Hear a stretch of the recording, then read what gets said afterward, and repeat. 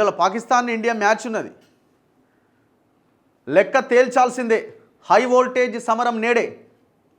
సెమీస్పై భారత్ గురి, పాకిస్తాన్కు చావో రేవో ఛాంపియన్స్ ట్రోఫీ. మధ్యాహ్నం 2:30 స్టార్ స్పోర్ట్స్లో లైవ్ రాబోతున్నది. భారత captain Rohit Sharma and Pakistan captain Rizwan. ఇది దుబాయ్లో ఈ జరగబోతున్నది. యాక్చువల్గా పాకిస్తాన్లో ఈ ఛాంపియన్స్ ట్రోఫీ జరుగుతున్నది, కానీ ఇండియా పాకిస్తాన్కి వెళ్ళను అంటే ఈ ఇండియా ఆడే మ్యాచెస్ అన్నీ దుబాయ్లో నిర్వహిస్తున్నారు.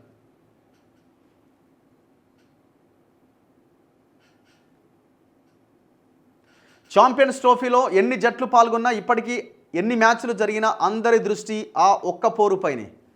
క్రికెట్ ప్రేమికులంతా ఎప్పుడెప్పుడు అంటూ ఆతురతగా ఎదురుచూసిన తరుణం ఇది. గతంలో ఎన్నిసార్లు తలపడినా బరిలోకి దిగిన ప్రతిసారి అదే ఉద్వేగం, అదే ఉత్సాహం, భావోద్వేగాలు పతాక స్థాయిలో ఉండే అసలు సిసలైన పోరు. అందుకే ఖచ్చితంగా గెలిచి తీరాలి అనే కసి అటు ఆటగాళ్లలోనే కాదు, అభిమానుల నరనరాల్లోనూ ప్రవహిస్తూ ఉంటుంది. ఇదంతా భారత్ పాకిస్తాన్ పోరు గురించే. ఐసీసీ ఆసియా కప్ టోర్నీల్లో మాత్రమే కనిపించే ఈ దాయాది జట్లు ఆదివారం తమ సత్తా ఏంటో తేల్చుకోబోతున్నాయి. అలాగే 2017 టోర్నీ ఫైనల్లో ఎదురైన పరాభవానికి లెక్క సరిచేయాలనుకుంటున్న టీమిండియా ఈ గెలుపుతో సెమీస్పై కన్నేసింది. అటు పాకిస్తాన్కు మాత్రం ఈ మ్యాచ్ చావో రేవో లాంటిది. ఓడితే ఆ జట్టు ఇంటికే కాబట్టి ఒత్తిడంతా వాళ్ళ మీద ఎక్కువగా ఉన్నది. సో ఇట్లా విరాట్ కోహ్లీ ఆడేనా? పాకిస్తాన్తో పోలిస్తే భారత్ అన్ని విభాగాల్లోనూ పటిష్టంగా కనిపిస్తోంది.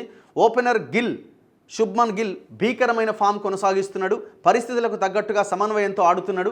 అటు కెప్టెన్ రోహిత్ అటాకింగ్ గేమ్తో ప్రత్యర్థి బౌలర్లపై ఒత్తిడి పెంచుతున్నాడు. స్టార్ బ్యాటర్ విరాట్ కోహ్లీ మాత్రం బ్యాట్ జులిపించాల్సి ఉన్నది. కానీ శనివారం ప్రాక్టీస్ సెషన్ ముగిసిన తర్వాత తన ఎడమ కాలిపైన ఐస్ ప్యాక్ పెట్టుకొని సేదతీరడం ఫ్యాన్స్ను ఆందోళన పరుస్తోందట. ఇదే ఆ ఫోటో. ఇంగ్లాండ్తో సిరీస్లో తొలి మ్యాచ్ కూడా తన మోకాలి గాయంతో దూరం కావాల్సి వచ్చింది. అయితే విరాట్ విషయమై బోర్డు నుంచి ఎటువంటి స్పందన రాలే. ఒకవేళ తన అందుబాటులో లేకపోతే వన్ డౌన్లో రిజర్వ్ ప్లేయర్ కూడా లేడు. ఇక మిడిల్ ఆర్డర్లో శ్రేయాస్, రాహుల్, అక్షర్, హార్దిక్ చెలరేగితే భారీ స్కోర్ ఖాయమే. బౌలింగ్లో షమి అదరగొడుతున్నాడు. బంగ్లాపైన 5 వికెట్లతో రాణించిన తను జోష్లో ఉన్నాడు. అలాగే పాకిస్తాన్పై అతడి ఎకానమీ 3.82గా ఉండడం విశేషం. షమీకి మరో ఎండ్లో హర్షిత్ కూడా మద్దతు లభిస్తోంది. స్పిన్ త్రయం జడేజా, కుల్దీప్, అక్షర్ నేటి మ్యాచ్లో కీలకం కాబోతున్నారు. విరాట్ కోహ్లీ గాయంపై స్పష్టత లేకపోవడంతో దాదాపుగా జట్టులో మార్పు ఉండకపోవచ్చు. So same team: Rohit Sharma, Shubman Gill, Virat Kohli, Shreyas Iyer, Rahul and Hardik Pandya, Ravindra Jadeja, Axar Patel, Harshit, Shami and Kuldeep. So ఇది ఇండియా మ్యాచ్. అన్ని భారీ స్కోర్లే నమోదవుతున్నాయి. మన మ్యాచ్ అంతే అయింది. నిన్న ఆస్ట్రేలియా ఇంగ్లాండ్ మ్యాచ్ కూడా అంతే అయింది. నిన్న ఆస్ట్రేలియా భారీ టార్గెట్ను ఛేదించింది.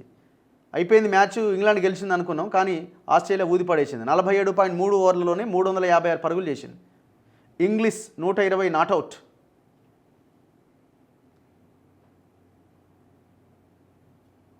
$352 పరుగులు ఆసీస్ రికార్డు ఛేదన. సో ఇవాళ అయితే ఇండియా అండ్ పాకిస్తాన్ మ్యాచ్ చూడాలి. మరి పాకిస్తాన్ గడ్డపై జనగణమన, ఆసీస్ ఇంగ్లాండ్ మ్యాచ్లో భారత జాతీయ గీతం. ఐసీసీ వివరణ ఇవ్వాలంటూ పాక్ క్రికెట్ బోర్డు డిమాండ్.